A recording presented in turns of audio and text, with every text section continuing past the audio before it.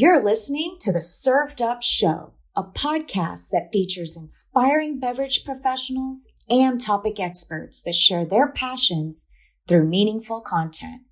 Your hostesses, Bridget Albert, is best known as the Market Fresh Mixologist, an industry mentor with over 25 years of experience. And I'm Julie Milroy, best known for my passion for leading change and helping others grow in their careers. Grab a cocktail and sit back. Let's learn how we can make a positive impact in our industry.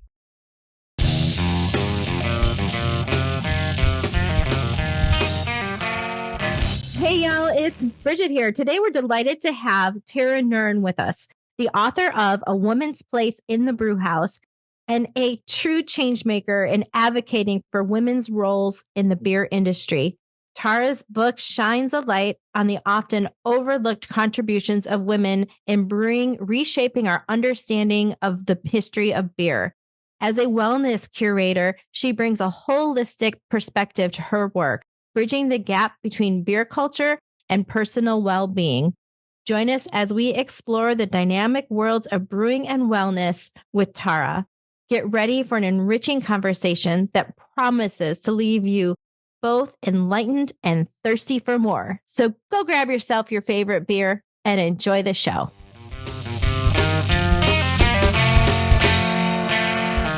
Tara, welcome to Served Up. I am so excited to have you on the show today.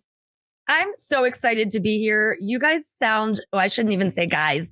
You two hosts sound like the coolest people ever. Oh my goodness. Well, I will take that compliment. I will take that compliment.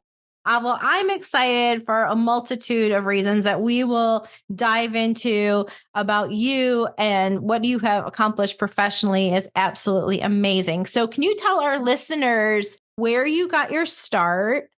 You know, almost like, where did you grow up? Did you go to college? Did you not go to college? Tell us about your journey and what you are up to today. Boy, my favorite subject. Talking about myself and my journey. Just kidding. It is kind of a fun story, though. So I grew up in Annapolis, Maryland. Pretty normal childhood. The exception to being super normal was that we were fortunate to travel a lot. So I did grow up going to Puerto Rico every year at the winter holiday time. And because of that, I am bilingual in Spanish. And, I also do sometimes, if I've been tippling, speak fluent French.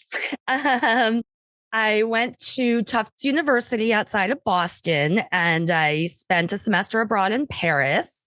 After that, I moved to San Francisco for a year because, well, why not? I did some cool stuff, worked in a travel agency, drove around out west a lot, worked in a couple head shops, spent a lot of time on Haight Street. And then I went to grad school. I went to Northwestern University outside of Chicago. I studied broadcast journalism and got my master's. After that, I became a TV reporter for about 10 years, bopped around the country. My first market was Charlottesville, Virginia. And then I moved to Memphis, which was quite the culture shock for this girl who grew up to New York Jewish parents. And but I really learned to love it. I did some really, really, really deep learning there in Mississippi.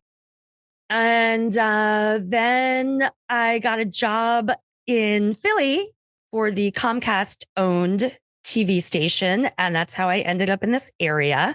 I've been here about 20 years now. I live in Camden, New Jersey on the waterfront as an urban pioneer. I love it.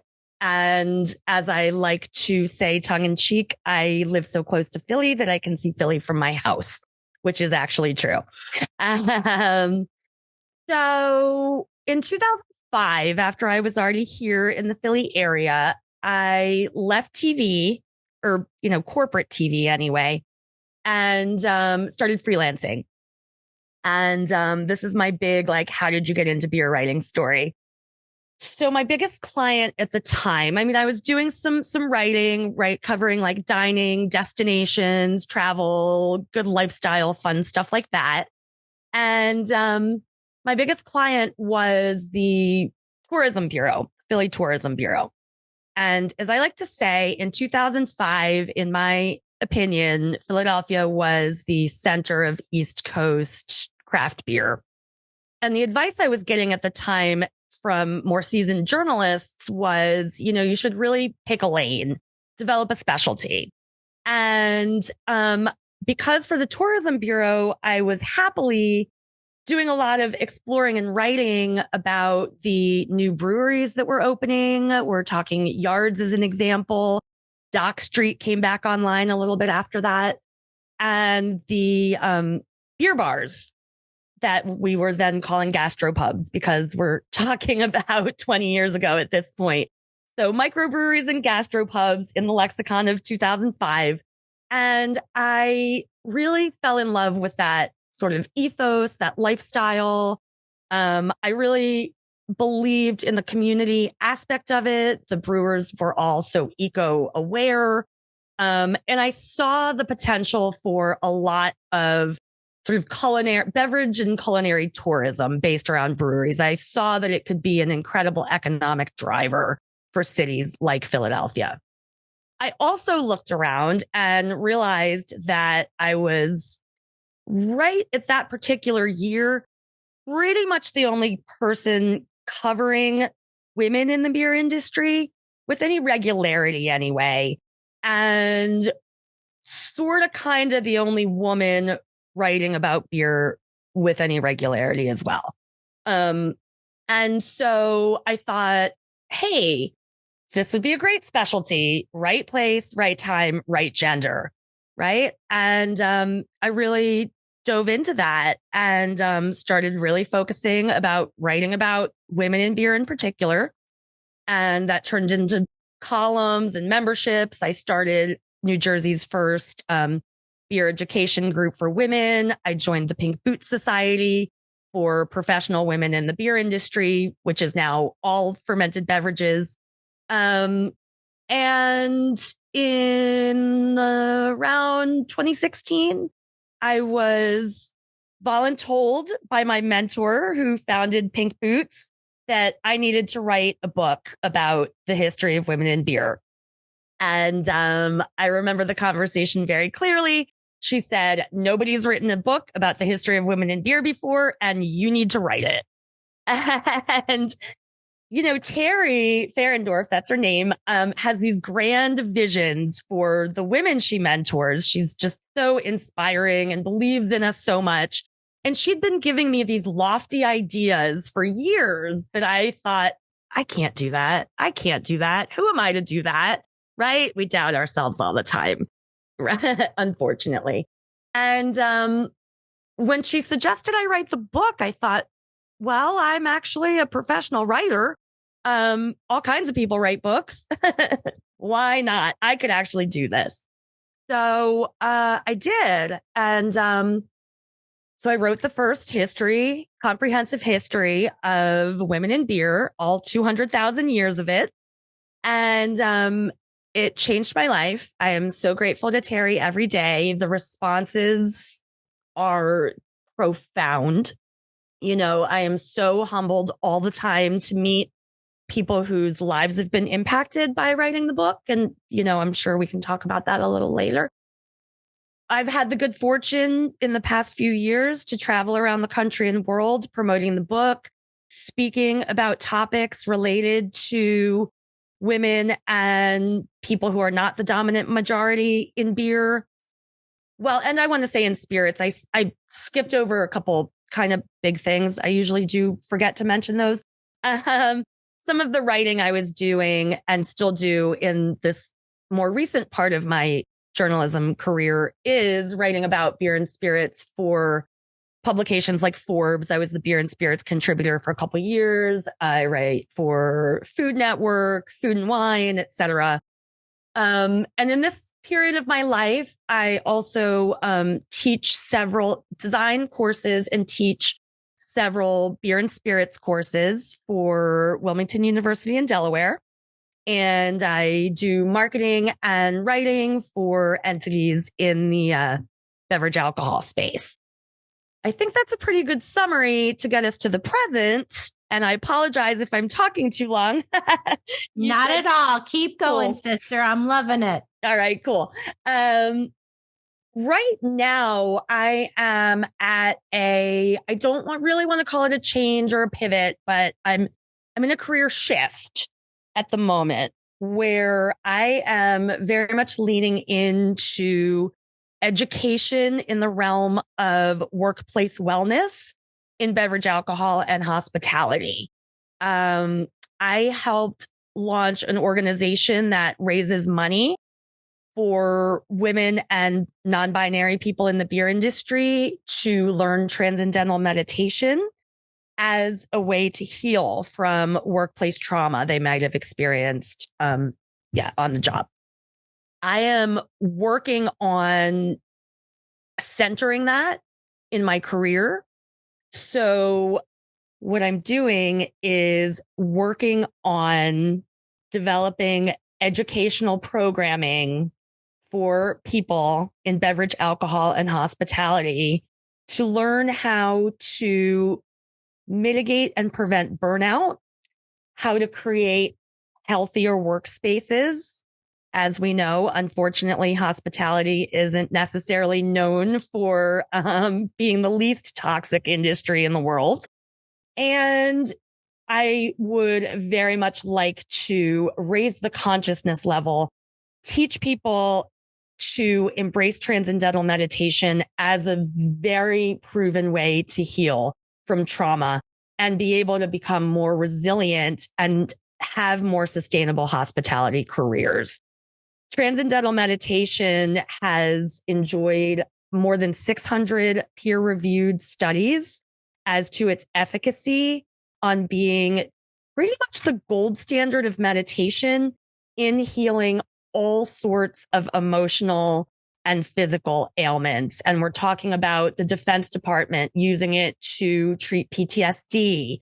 We're talking about prominent hospital networks teaching nurses transcendental meditation during the pandemic as a way to, get through the day to day. And the studies, the results are just unbelievable as to how resilient and how much healthier people in these stressful, traumatic industries, what the outcomes are for them. So I am actually about to launch the beginning of a pilot program to show how this can work in hospitality.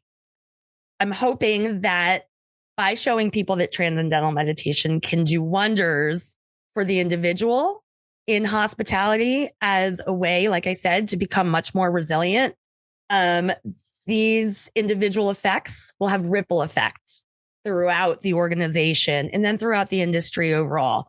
I'm at a place where this is a big career change for me. And I'm working on figuring out how to structure that, what exactly it's going to look like. And I am open to advice. The lines are open. If anybody wants to tell me how to be an entrepreneur, if anyone wants to give me money to get this off the ground and get people trained, I'll give you my digits. Well, I do love that because someone, that's been in the industry for over 30 years, right? I've seen a lot of the toxicity. I've seen some changes, since COVID. I think we had to take a very hard look at the industry as a whole. And so I think that it's lovely that you're really jumping in to support the industry in a unique way that hopefully on the other side of it, we can see a more refreshed image of the industry and where the individuals themselves can feel more confident and healthy participating within the hospitality sector. I think, as perverse as this might sound for the worker in hospitality, now that it's somewhat behind us, the pandemic may end up. We may look back and say that the pandemic was a major turning point for the hospitality industry being a more sustainable, healthier place for people to work. Because as you know, everybody was too busy to really talk about how difficult the industry is before that, or at least, in any sort of widespread way. But during the pandemic, with so many people, unfortunately, not having the shifts they were used to, people really got together and started lobbying Congress for the first time.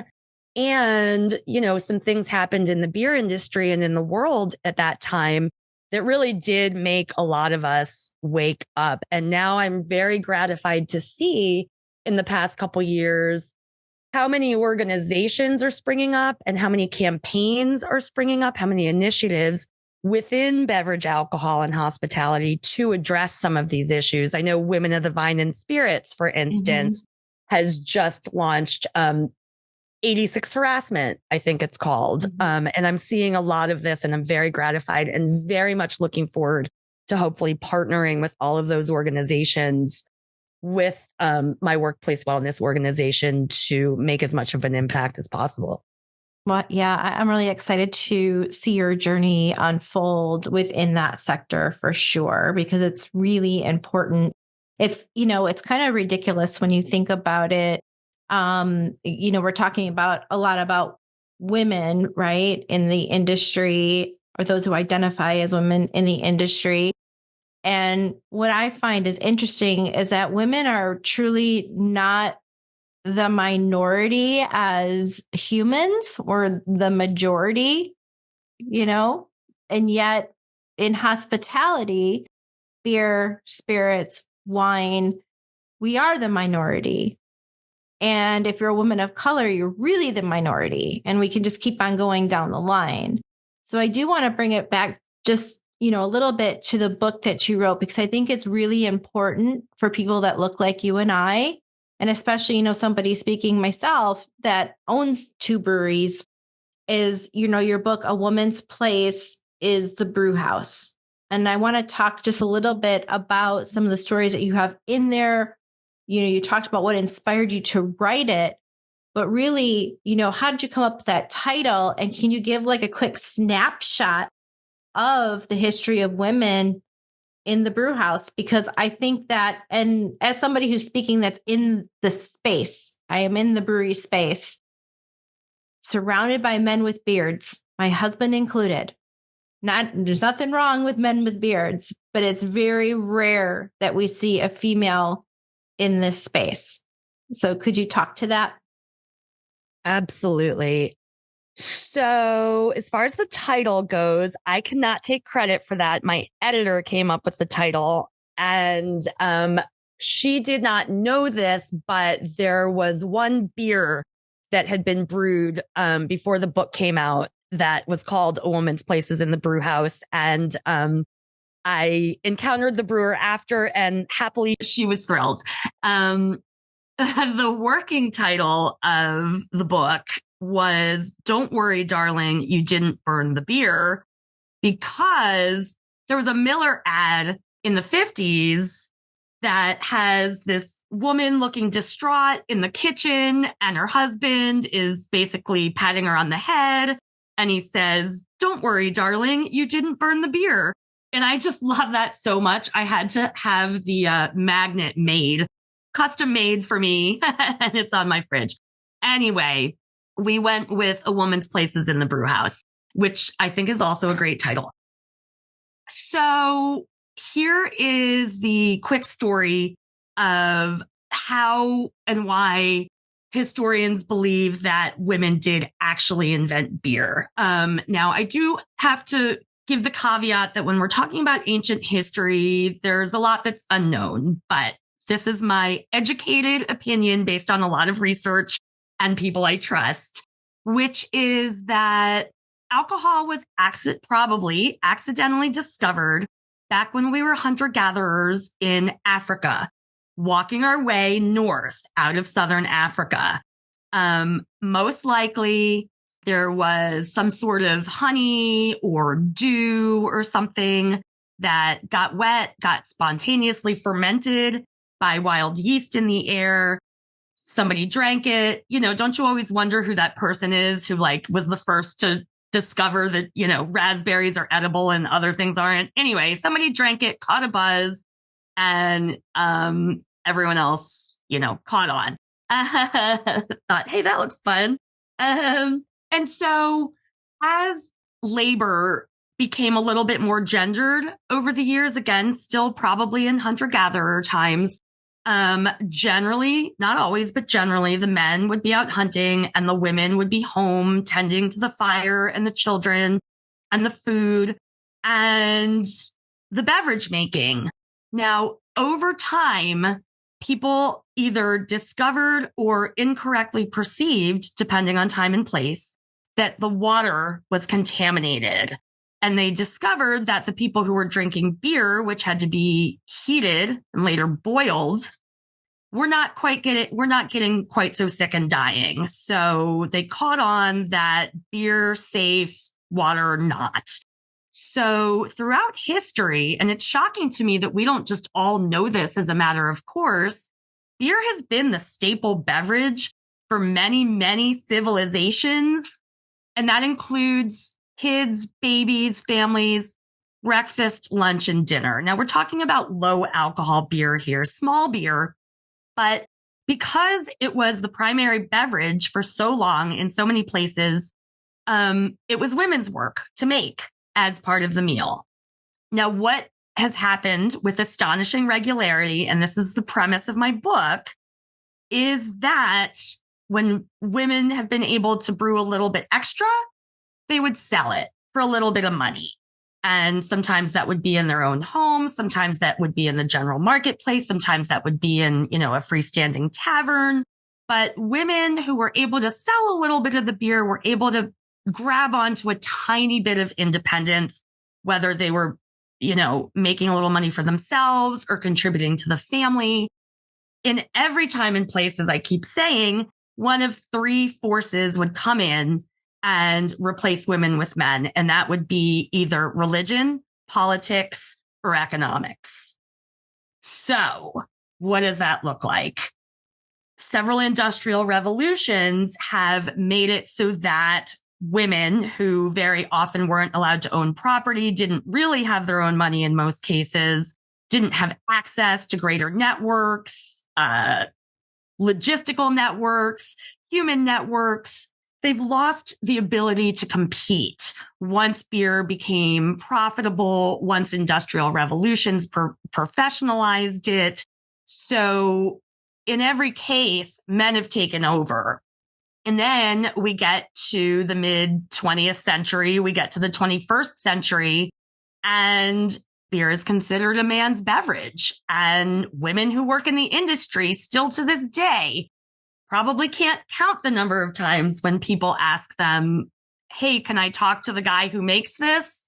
When, hi, she's the brewer, or you don't really drink this stuff, do you? Or do you like this stuff? I mean, these are things that women in the beer industry hear daily.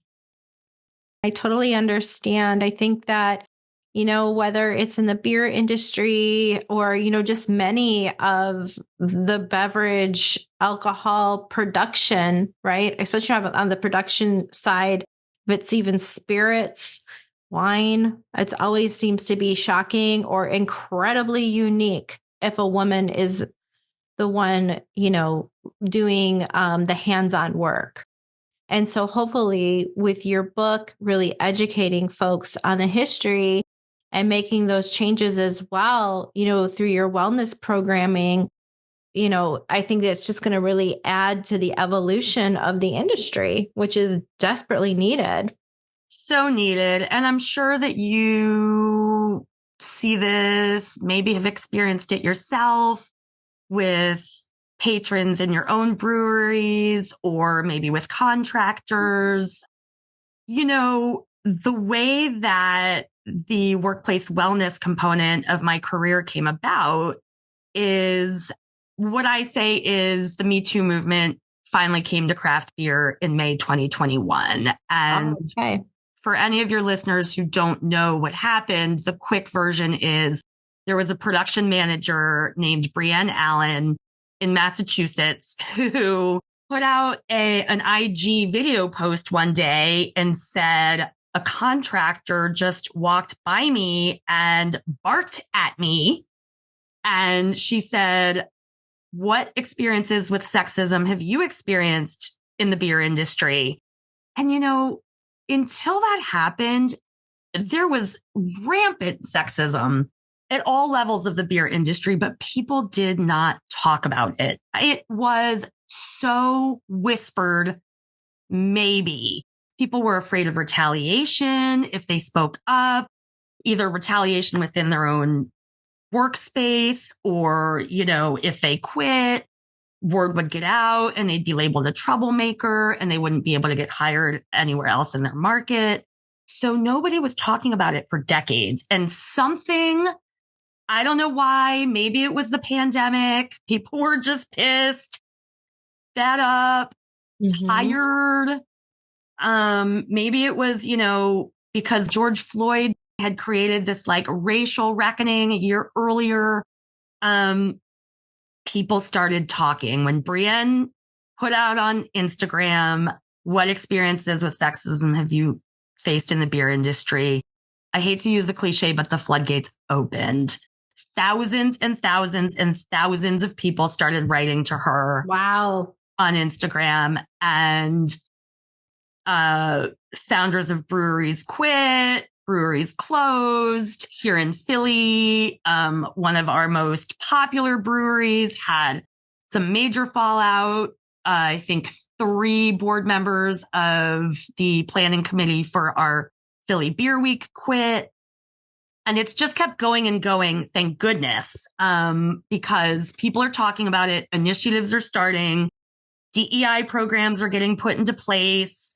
People like me are getting hired to talk at industry functions to really help people understand that workplace wellness in the beer and other industries isn't just a nice thing to have. It's not a distraction. DEI is not a distraction. It's not getting political, as some opponents like to complain. It is key to the functioning and the bottom line of a business. Yeah, I agree with you 110%. I mean, look, it is known that if you have a more diverse workplace, you are more profitable because there are more ideas, right, that come in, more innovation that comes in as well, and different perspectives that are recognized. So I realize that sometimes when I'm giving a public talk about DEI, workplace wellness, etc., that some people might be pretty skeptical. So I find ways to speak their language, and that might be, here are some stats that show workplace morale, what it does for employee retention. Here's how much it costs to train a new employee. Here's how many people will come back to your tap room and stay longer and spend more money if they are having a good experience with your beer tenders. And your beer tenders are probably going to be better employees if they're happy. So when it comes to better innovation, I'm with you 1,000%. You bring in people from different backgrounds and they're familiar with different ingredients that make fantastic beers. There's a South Asian owned brewery that sends me beer sometimes, and they send me chai latte stout. Oh my God. Maybe if I could never drink another beer again, I would drink their chai latte stout, right? And it also helps breweries speak the language of a more diverse group of customers and potential customers, right? If you're always using the same ingredients in beer, you're not bringing in diverse ingredients. If you're not considering new markets and you're always selling to the same people, well, we see with the sales statistics, unfortunately, that pie is not growing. Gen Z, as you well know, they're not big drinkers and they're really not big beer drinkers. we're at the point now where Gen Z thinks craft beer is their dad's drink, which makes me laugh because I'm their dad's age and came of age. And, when craft beer, like, it wasn't cool yet because nobody even knew about it yet. Right. And then it got cool and now it's not. One fantastic way to, keep your beer sales up is to engage with new markets. And how do you do that? First of all, by realizing that there are other markets out there and then, trying to communicate with them in way like meet new markets where they are. You can't just something that I've learned in the past few years is that it's not enough to open your door and say, hey, everyone's welcome. You have to sometimes go out and basically like hand sell what your product is. Because marginalized populations, there are a lot of reasons, but some of the reasons like marginalized populations might not always feel comfortable just stepping into your space without a specific invitation because history shows them that that hasn't always been a safe move. Yeah, absolutely. You have so much that is going on with you, which is all good. Can you tell me where our listeners can find you? Yes. Your listeners can find me at my website at taranurin.com, TARANURIN. I do list my upcoming public events there. As I said, I do travel all over the country and world, doing book events and giving talks. And I love going to different communities and meeting women, especially who are working in the beer industry. It's so encouraging. And I do want to say, and sorry, this is a tangent, but one of my favorite reactions to the book is meeting young female brewers who come up to me, and some have actually cried, telling me that they didn't, they're the only woman on their team. Sometimes they haven't felt like there was a space for them. Women tend to have to work harder than guys do to get the same traction at their jobs. So it's easy for women to feel very isolated and very frustrated working in our industries. And so they have told me that the book has made them feel like part of a community for the first time and connected them to women past, present, and future so that they feel like they can sort of stay in the brewing business longer. Now, to answer your original question, I am still writing for publications about beer and spirits and DEI and workplace wellness. You can always look for my byline. I have a website, taranurin.com. I'm very active on social media, pretty much my name, Tara Nurin, on, Insta, Twitter, LinkedIn, and Facebook, and on awesome podcasts like yours. I love that. I know that our listeners will be looking for you. Within your research for your book, Tara, can you share maybe some things that you discovered that were shocking to you, or even some things that were just like aha moments? Sure. So I try not to overuse the word patriarchy, or I would be using it every other word, like maybe more often than I say fuck, which is hard to do. But the most eye-opening thing that I learned from researching the book is how deeply entrenched and thriving oppressive patriarchal structures are. Here's my favorite example. I write about how in the Stone Age in Northern Europe, there would be brewing in villages, and in some villages, only women brewed, and in other villages, only men brewed. And in the villages where only men brewed, in some of them, women were not allowed in what I guess we would today call the lagering caves. because it was believed that the presence of women would sour the men's beer. Okay, fine. We can write that off and say, oh, that was 1,000 years ago, whatever.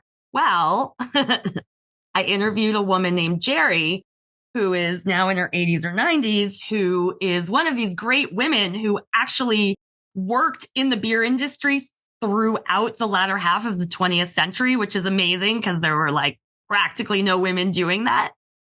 So she says back in the 60s, and this was in the Twin Cities in Minnesota, she was a scientist and she worked with several other female scientists in the lab, and none of them were allowed to go onto the brewing floor to get their own samples to test because the men who worked in production thought that their yeast would spoil the beer. Wait, what? Yeah. Like the craziest thing I've ever heard. Uh-huh. Okay. And so like these wives' tales, we'll just call them that for a better term, folklore, transcended into today as a real thing. Like, no, if you have a vagina, you can't come in here because you're going to spoil the beer with your vagina. That's right. Ay, ay, ay. Well, I think that we have come further since, what was that, 1970? Yeah, it was probably around the 60s, 70s. Yeah. Yeah. I think that we've definitely come further since then, but it's just crazy to hear that, to know. I mean, I was alive then, it's just a little, that's definitely a shocking moment. Although recently I was asked, and I won't say by who, and they were dead serious, and it was a male. And he asked me if it was true that if a woman came up to the bar and ordered blackberry brandy, that she was on her period. Yeah. Right. Because he was told through generations of bartenders and his family that is what that signaled. And why would she come up to the bar and need to disclose that information in the first place? Soothe her cramps. Oh. She would crave it. Women crave that when they're on their periods. And I looked at him. This was a month ago, by the way. Uh-huh. It was not a year ago. And I just looked at him like he had two heads. Like, are you fucking kidding me? I mean, the idiocy. Yeah, I mean, when I tell the example of the female scientists not being able to get their own samples, like we just said, it was about 50 years ago, which is nothing in human time. Like you said, right. You were alive then. I was alive then in the 70s anyway. But right. I mean, that is still the type of thing, maybe not that blatant, but that is the mentality that is still very, very pervasive. And I will say, well, this is going in a different direction, but one thing that I do want to note is that of all the industries in beverage alcohol that I can think of, craft brewing is sort of the lagger, is like pulling up the rear. And I love the craft brewing industry, but the macro breweries are doing better at, female friendly policies. Sure, they have more money to do it. Sure, they've got more eyes on them. So they have more of a reason to, do the right PR things.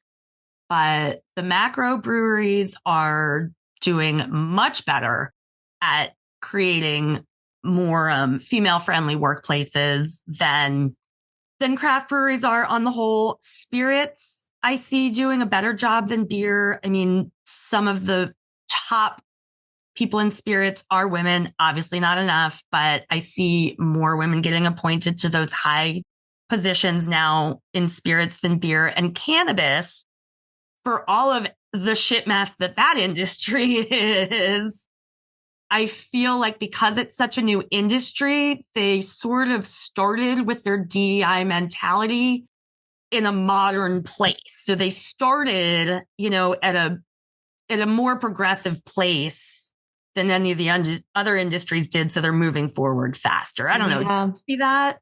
Mm-hmm. Yeah. Yeah, it's interesting. I can tell you, as a brewery owner, so my husband, we own Will County Brewing Company, and we made sure to bring in someone to talk to diversity, equity, and inclusion. We were able to get her. Her name is Jessica Pettit. She's an author. She is amazing. She does TED Talks and works with large companies.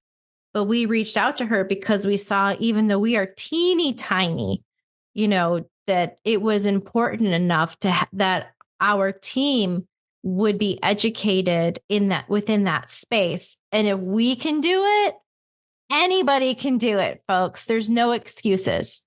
There's zero excuses. So, and that is part of the beauty of a brewer's guild, for instance. If you're a small brewery owner and you can't necessarily afford on your own to bring somebody in like that, I am always happy to speak at guild conferences. And that's a great way to get that message to smaller breweries. And, I get it. So you and your husband started it? Was he the only employee for a while? And then at the time, labor? Yeah, oh my God. He lived there pretty much, just lived in the back. My daughter Paige was 14 at the time. And I remember just bringing him supper, we'd eat in the brew house all the time, but it was him. And at that time he had 2 partners, but now, so it's changed since then. But yeah, we just saw as a small company that it is important to expose your team to as much knowledge as possible, whether it's for DEI, responsible service. I think that it all kind of helps to create the kind of culture that you want to have.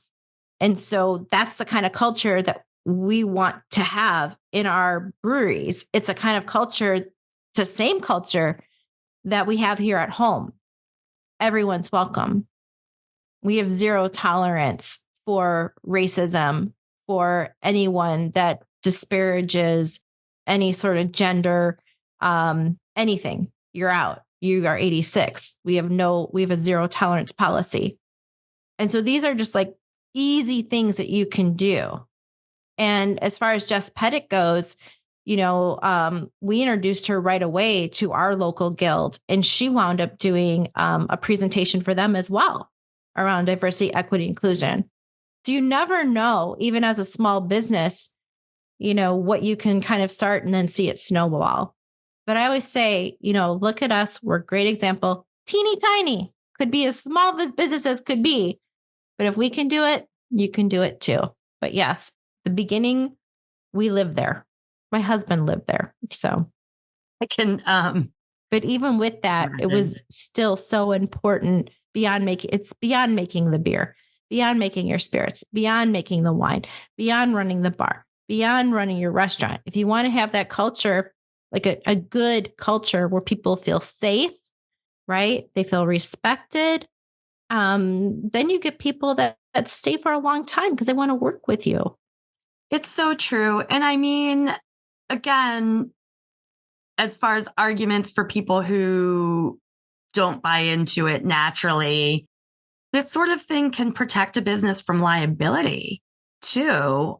Actual legal liability and then PR and sales liability. If you look at Founders Brewing in Michigan, for instance, they were sued by a Black manager and totally, completely, unfathomably botched their response for the next 2 years and, got taken off. It's got to be at least hundreds of taps around the country. So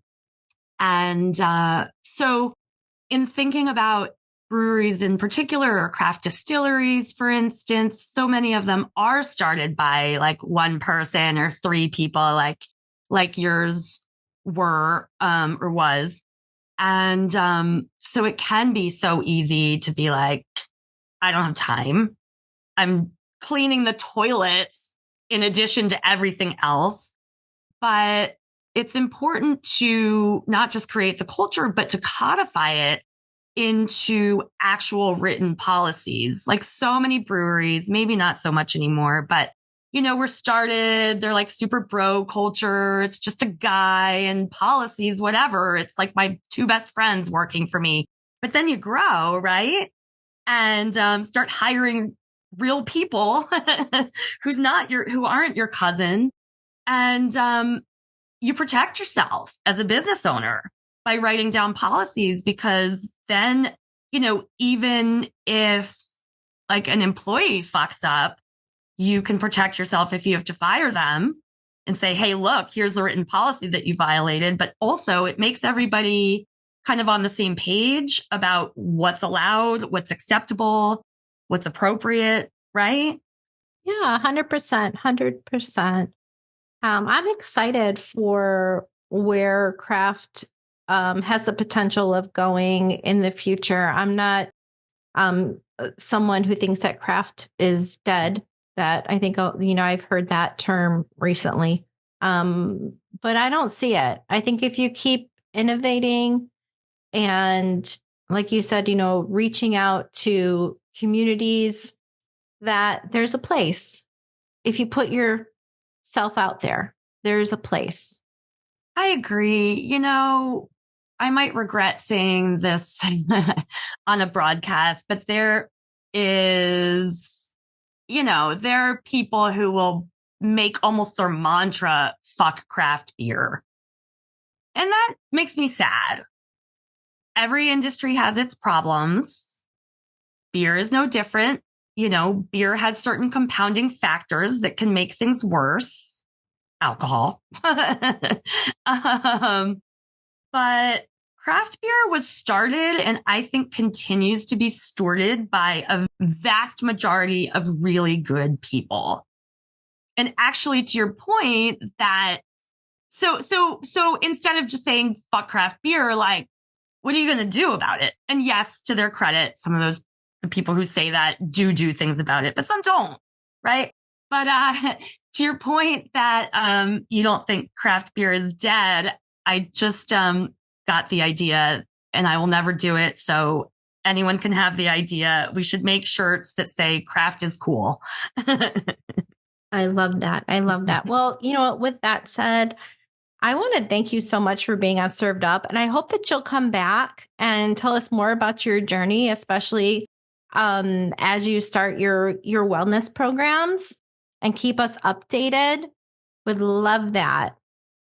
I would love to come back. Thank you. Please, anytime you want. I think that the next 2 to 5 to 10 years are going to be really dynamic in our beverage alcohol spaces, as far as the progress that we make in acknowledging and encouraging diversity and equity, and just not to overuse the term, but wellness, comfort for employees and the community at large. I think we have a good future ahead. I hope.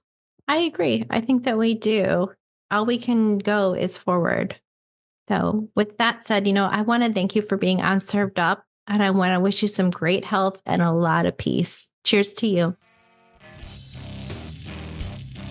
Thanks for listening. Served Up is brought to you by Southern Glazers Wine and Spirits. Produced by Zunu.online. Music by We Killed the Lion can be found on Spotify. Make sure to subscribe to be notified of future Served Up episodes. Cheers!